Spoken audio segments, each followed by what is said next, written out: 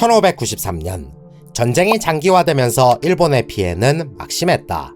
당초 조선을 정벌하고 명나라까지 넘보려던 일본의 기세는 각지에서 일어난 의병들의 활약과 명나라의 참전으로 점점 어려워지고 있었다. 여기에 정신을 차린 조선이 군사를 수습해 반격에 나섰을 뿐만 아니라 바다에서 맹활약한 이순신 덕분에 더 이상의 북진은 무의미한 상태였다.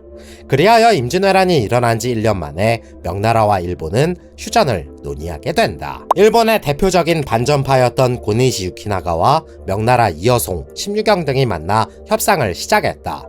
본래 명나라에서는 토요토미 히데요시를 왕으로 봉하고 전쟁을 수습하려 했으나 양국의 입장 차이는 확연했다. 명나라는 일본군이 조선에서 완전 철수를 하고 잡아간 왕자들을 돌려준 뒤 토요토미 히데요시의 공식적인 사과를 원했다. 그러나 일본은 명나라 황녀를 볼모로 보내고 조선의 사도를 이양할 것 등을 요구했다. 당연히 두 나라의 협상은 결렬될 수밖에 없었는데 토요토미 히데요시는 이러한 사실에 대해 전혀 모르고 있었다.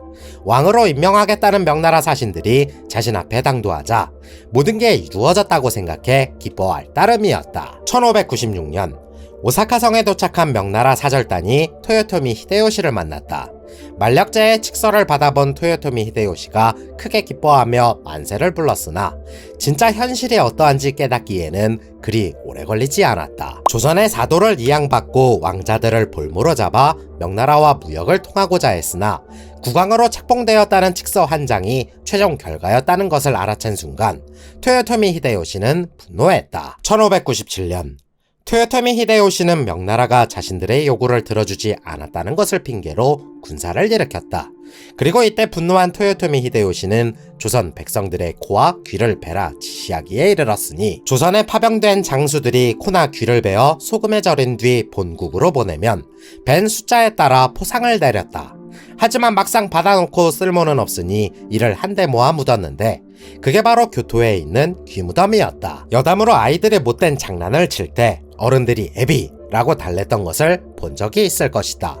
이때 등장한 애비가 바로 귀나 코를 베어가는 일본군을 지칭한 이비야에서 유래한 것으로서 이비야는 훗날 애비로 바뀌게 되었다고 한다. 아무튼 강화가 결렬된 내용을 살펴보면 조금은 황당한 사실이 있다.